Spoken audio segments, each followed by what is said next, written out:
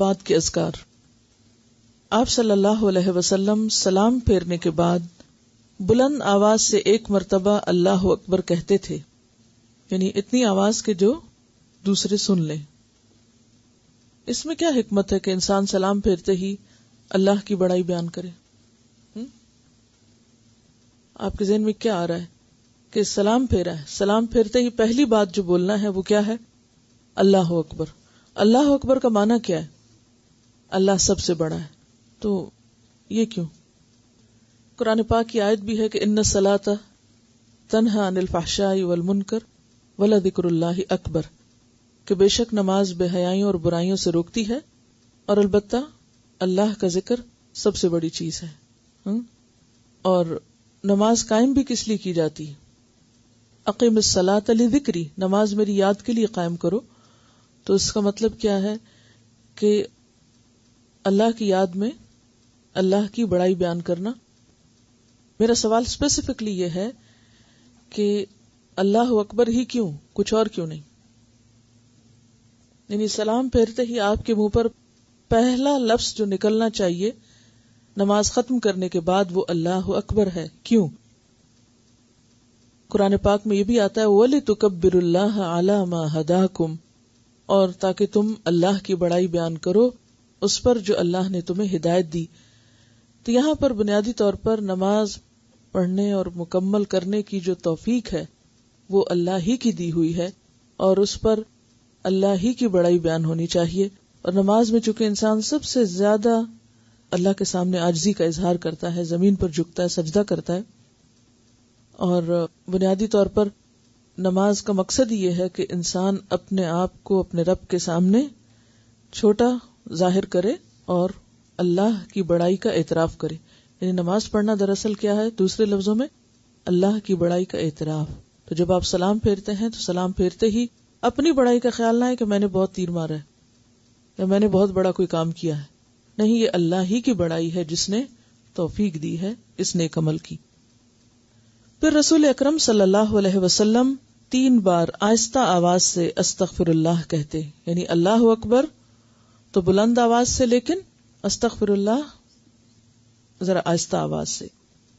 اس کے بعد یہ دعا پڑھتے اللہم انت السلام ومنک السلام تبارکت یا ذا الجلال والاکرام۔ بس یہاں تک۔ کچھ لوگوں نے اس میں خود ساختہ اضافہ بھی کر رکھا ہے، وہ درست نہیں۔ ترجمہ کیا ہے اس کا؟ اے اللہ، آپ سلامتی والے ہیں، سلامتی آپ ہی سے حاصل ہو سکتی ہے۔ اے بزرگی اور بخشش کے مالک، آپ کی ذات بڑی بابرکت ہے۔ جس نے فرض نماز کے بعد 33 مرتبہ سبحان اللہ، 33 مرتبہ الحمدللہ، 33 مرتبہ اللہ اکبر اور 1 مرتبہ لا الہ الا اللہ وحدہ لا شریک لہ لہ الملک ولہ الحمد وہو علی کل شیء قدیر پڑھا تو اس کے سارے گناہ خواہ سمندر کی جھاگ کے برابر ہی کیوں نہ ہو معاف کر دیے جائیں گے۔ اب دیکھنے کو تو چھوٹی سی بات ہے، معمولی سا ذکر ہے جو شاید آپ سے 1 سے 1.5 منٹ لے، لیکن بہت سے لوگوں کو اس وقت شیطان بہکا جاتا ہے۔ وہ کہتا ہے کہ پہلے اتنی لمبی نماز پڑھی، اب اتنی دیر مزید مصلے پہ بیٹھے رہو اور تسبیحاں پڑھتے رہو، تو بس جو پڑھ لیا اتنا ہی کافی ہے۔ اور عموماً ہم یا تو سلام پھیر کے گفتگو میں مشغول ہو جاتے ہیں یا کوئی اور کام یاد آ جاتا ہے، اور یہ اتنا مؤثر عمل جو ہے وہ ہم نہیں کر پاتے۔ تو اس کی پابندی خود سے آپ کو خود کروانی ہوگی، تب یہ کام آپ کریں۔ جتنا یہ آسان لگتا ہے اتنا آسان ہے نہیں، کیونکہ بہت ہی مؤثر عمل ہے نا۔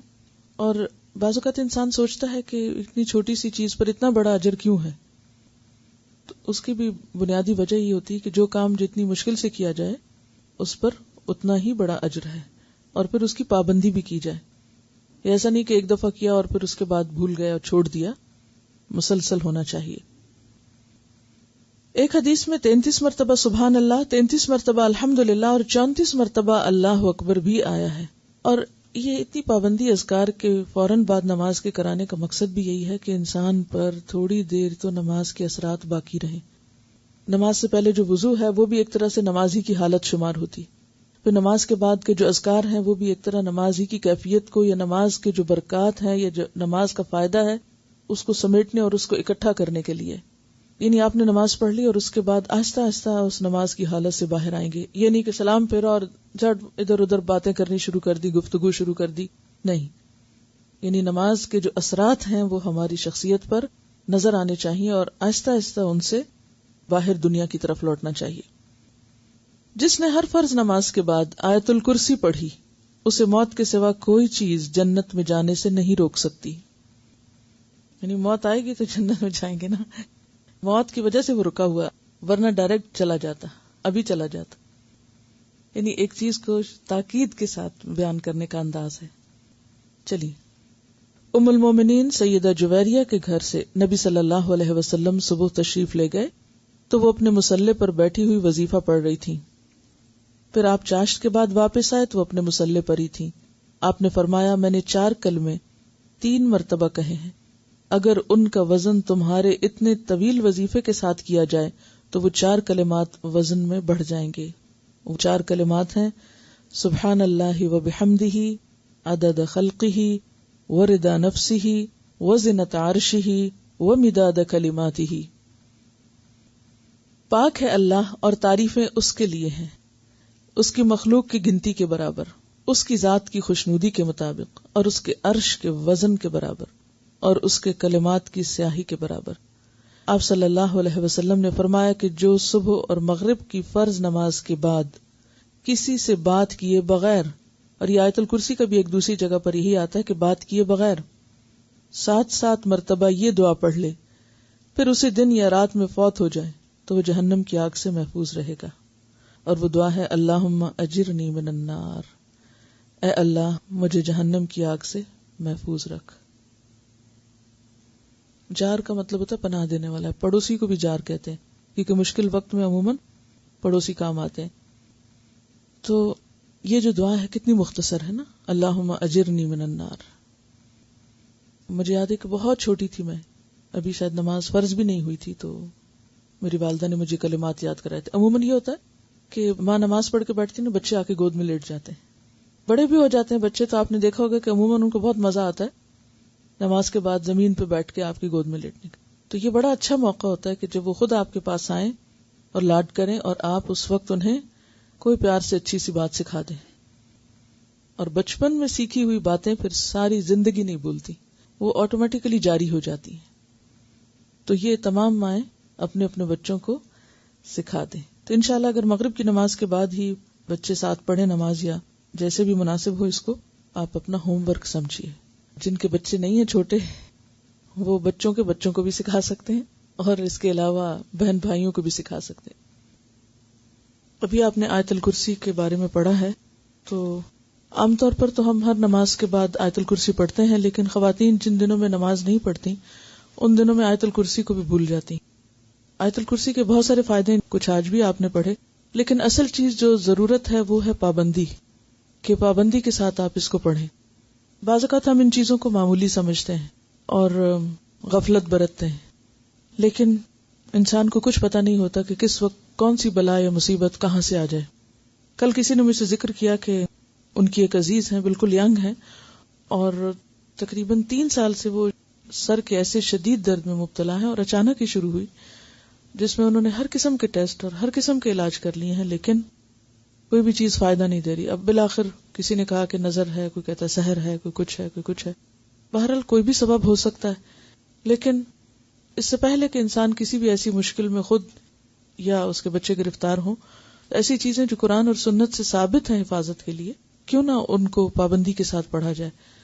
تو نہ صرف یہ کہ خود, بلکہ آپ بچوں کو بھی یہ احادیث ساتھ ساتھ سنائیں گے. یہ آپ کا ڈیلی ہوم ورک ہے کہ جو کچھ آپ ان دعاؤں میں سے پڑھیں گے, ضروری نہیں کہ ایک دن میں سب وہ یاد بھی ہو جائیں ان کو, لیکن یہ ہے کہ انہیں آسان طریقے سے ساتھ بتائیں گے اور انہیں بھی اپنے ساتھ پڑھوائیں گے. اگر 2 ٹائم پر نہیں بھی, جیسے فجر میں اگر مشکل ہے تو مغرب کے وقت خاص طور پر اگر انہیں نماز کے ساتھ بٹھا کے آیت الکرسی کی عادت ڈالیں تو انشاءاللہ ان کے لیے بھی اور آپ کے لیے بھی اچھا ہے.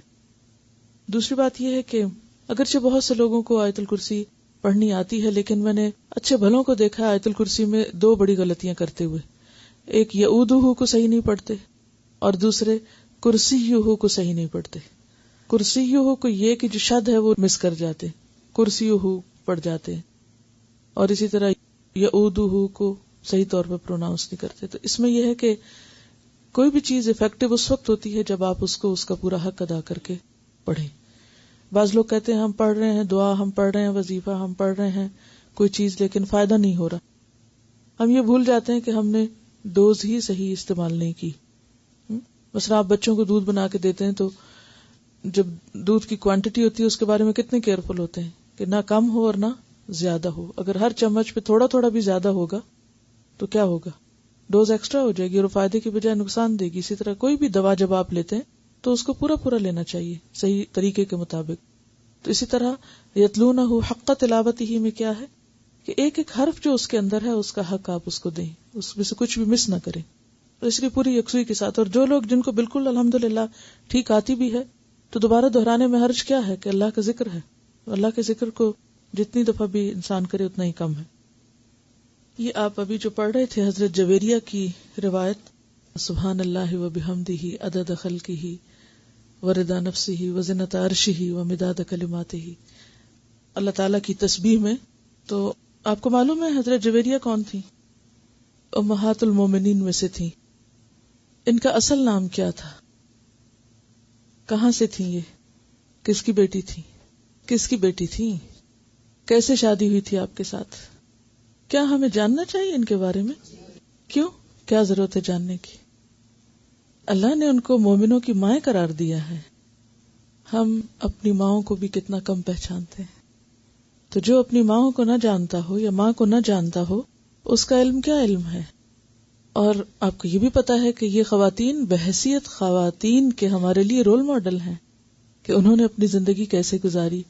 اور یہ واقعہ کیا تھا کہ جس میں آپ صلی اللہ علیہ وسلم ان کو ایک تعلیم دے رہے ہیں اور پھر وہ تعلیم ان کے ذریعے آگے امت تک پہنچ رہی ہے اور ایک عملی تعلیم بھی ہے.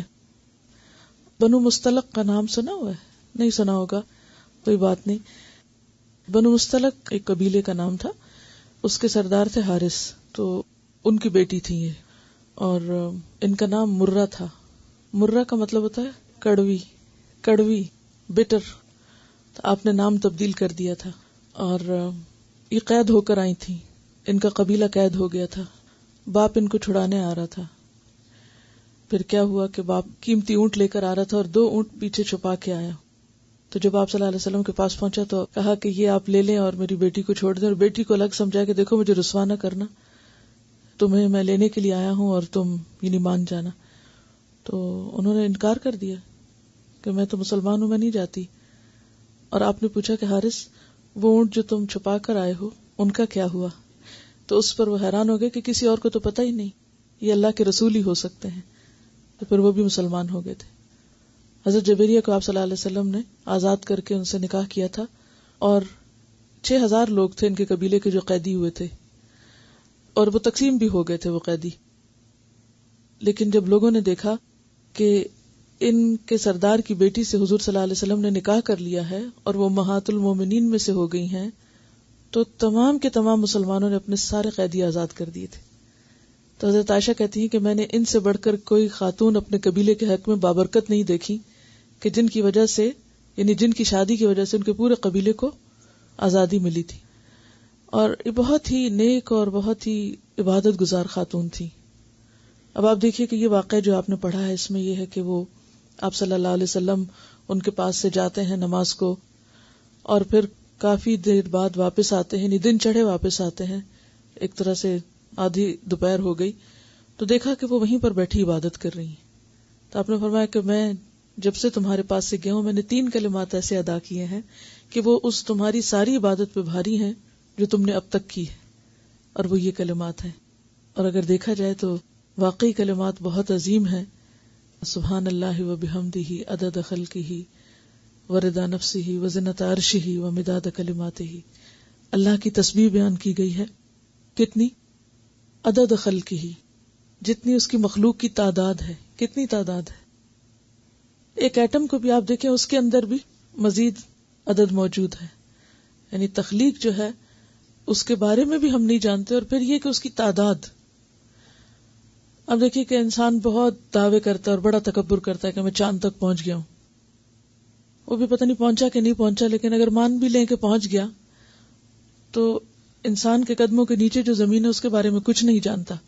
حتیٰ کہ سمندر، میں نے آپ سے بات کی تھی نا کہ آپ کچھ دیکھ کر آئیں کہ سمندر کے اندر کیا کچھ ہے. تو انسان اپنی جہالت کا خود اعتراف کر رہا ہے کہ ابھی تک لوگوں نے یا انسانوں نے سمندر میں سے جتنا جانا ہے وہ لیس دین 1% ہے. یعنی وی نو اباؤٹ دا سی لیس دین 1%. کہ جو کچھ یعنی اگر سمندر میں جو کچھ ہے وہ 100 کے عدد میں بانٹ دیا جائے کہ 100 چیزیں ہیں سمندر میں، تو ہم نے ابھی پوری ایک بھی نہیں جانی. اور یہ بھی آپ کو معلوم ہے کہ جتنی زمین پر سپیشیز ہیں ان کا 90% سمندر کے اندر ہے. 90% سمندر کے اندر ہے. زمین کے اوپر کم مخلوق ہے، کم قسمیں ہیں، اندر زیادہ ہیں، اور ہم نے ابھی تک لیس دین 1% جانا ہے. تو پھر اگر آپ ایک تسبیح لے کے بیٹھ جائیں، وہ جو تسبیح ہوتی ہے، اور پڑھیں بھی سبحان اللہ سبحان اللہ سبحان اللہ، تو کتنی تسبیح کریں گے. لیکن جب آپ یہ کہتے ہیں سبحان اللہ و بحمدہ عدد خلقہ، تو کتنی لمبی تسبیح پڑھی آپ نے؟ عدد خلقہ. صرف ایک پلانٹ، اور اس پلانٹ کا صرف ایک حصہ پانی، اور اس پانی کے اندر کی مخلوق جس کے بارے میں جانتے ہی بہت کم ہے. ان ساروں کی تسبیح بنا لیں، سارے ستاروں کی تسبیح بنا لیں، ریت کے ذروں کی تسبیح بنا لیں، اور پھر وہ پڑھنا شروع کریں تو زندگی ختم ہو جائے. اگر ستاروں کو صرف ABC کر کے یا 1 2 3 کر کے بھی نام دیے جائیں تو سینکڑوں سال چاہیے صرف ایک گیلیکسی کے ستارے گرنے کے لیے. تو جب ایک انسان دل کی گہرائیوں سے سوچ سمجھ کے کہتا ہے عدد خلقہ، تو یہ معمولی کلمہ نہیں ہے. آپ تصور میں لائیں کہ اتنی بڑی تسبیح ہے جس میں ساری مخلوق پروئی ہوئی ہے، اور وہ آپ ساری پڑھ رہے ہیں بیٹھ کے. عدد خلقہ ورضا نفسہ، اور پھر اللہ کی رضا کے برابر، کہ کوئی چیز ورضوان اللہ اکبر، اللہ کی رضا سے بڑی کوئی چیز نہیں ہے. یعنی میں اتنی تسبیح کروں گی جس سے وہ راضی ہو جائے، یا جب تک وہ راضی ہو جائے. وزنۃ عرشہ، اور سب سے وزن کے اعتبار سے بھاری چیز کیا ہو سکتی ہے؟ عرش، جس پر اللہ تعالی مستوی ہے. اللہ کا عرش، اس سے بڑی کوئی چیز نہیں مخلوق میں سے. ومداد کلماتہ، اور اس کے کلمات کو لکھنے میں جو سیاہی استعمال ہوتی ہے، اور وہ کتنی، سورۃ الکہف میں آتا ہے کہ اگر سارے سمندر سیاہی بن جائیں، سارے درخت قلم بن جائیں، لنفد البحر قبل ان تنفد کلمات ربی، سارے سمندر خشک ہو جائیں اس سے پہلے کہ میرے رب کی باتیں ختم ہوں. یعنی سمندر کو اگر آپ انک بنا لیں اور لکھنا شروع کریں تو پورا سمندر اور سارے سمندر اور ایک اور جگہ پر آتے ہیں جیسے 7 سمندر اور بھی، وہ سارے ڈرائی ہو جائیں لکھ لکھ کے، لیکن رب کی باتیں ختم نہ ہوں. اتنی زیادہ تسبیح. یعنی آپ خود سوچئے کہ اللہ کی تسبیح کرنے کا اور اللہ سے اپنے محبت کے اظہار کا اس سے بہتر کوئی انداز ہو سکتا ہے؟ کتنے خوبصورت کلمات ہیں جو آپ نے حضرت جویریہ کو سکھائے، اور پھر انہوں نے علم چھپایا نہیں کہ مجھے پتہ چل گیا اور میری سوکنے بھی ہیں، ان کو تو میں نہیں بتاتی کہ وہ بھی میرے برابر ہو جائیں، اور پھر باقی لوگ ان کو اتنا اجر کیسے مل جائے، مجھے بتایا، مجھے پتہ چل گیا، میں ہی کروں گی اور میں ہی آگے جاؤں گی. نہیں. صراط الذین انعمت علیہم کن کا ہے؟ جو اس علم کو خود بھی حاصل کرتے ہیں اور اسے بانٹتے بھی ہیں. اور اس کے برعکس اللہ کی لعنت اور غضب کن پر ہے؟ مغضوب علیہم ولا الضالین، یا تو پتہ ہی نہیں، بھٹکے پھرتے ہیں، اور یا پتہ ہے اور پھر دوسروں کو نہیں بتاتے، وہ جن پہ اللہ نے لعنت کی، جو علم کو چھپاتے ہیں. تو یہ دعا نہ صرف یہ کہ آپ کو خود پڑھنا ہے، انشاءاللہ اپنے بچوں کے ساتھ اور اپنے پیاروں کے ساتھ بھی شیئر کرنا ہے. اور اسی طرح آپ دیکھیں گے کہ میں نے تو صرف آپ کو صرف کلو دیے، چند ہنٹ دیے. اللہ کی مخلوق کی تعداد کو آپ جیسے چاہیں آپ خود بیان کریں. میں تو صرف اشارہ کر دیا ہے کہ آپ ذرا گننا چاہیں کہ کیسے گنیں گے. اور آپ سب کتنے مصروف اور مشغول لوگ ہیں، لمبا وقت کہاں کس کے پاس ہے کہ بیٹھ کے تسبیح کرے. تو اگر اور کچھ نہیں تو اتنی عادت تو ڈالیں کہ صبح صبح جب صبح کی ابتدا ہو، آغاز ہو، تو اتنے خوبصورت الفاظ میں اللہ کی تسبیح کرنا نہ بھولیں انشاءاللہ تعالی. آج ہمیں ان کلمات اور ان باتوں کا نتیجہ پتہ نہیں چل رہا نا، تو اس لیے ہم ان کو معمولی جان کے کبھی عادت ڈالتے ہیں اور کبھی بھول جاتے ہیں، کرتے ہی نہیں ہیں. تو اس میں سستی نہیں کرنی، یعنی یہ کرنا ہے تاکہ وہ اجر اور وہ ثواب جو اس کے ساتھ وابستہ ہے وہ حاصل ہو. اور یہی فرق ہوتا ہے جاننے والوں اور نہ جاننے والوں میں، کیونکہ جب انسان جان لیتا ہے تو اس کا عمل اور طرح بدلتا ہے، اور جو نہیں جانتا ہے ان کی حقیقت، اس کے نزدیک یہ معمولی باتیں ہیں، کیا یہ بس ایسی ہی مولوی باتیں کرتے رہتے ہیں. تو اس لیے اگر دن کا آغاز اللہ کے ذکر اور تسبیح کے ساتھ انشاءاللہ ہوگا تو دن بدن اللہ کی محبت میں اضافہ ہوگا. ٹھیک ہے انشاءاللہ تعالی.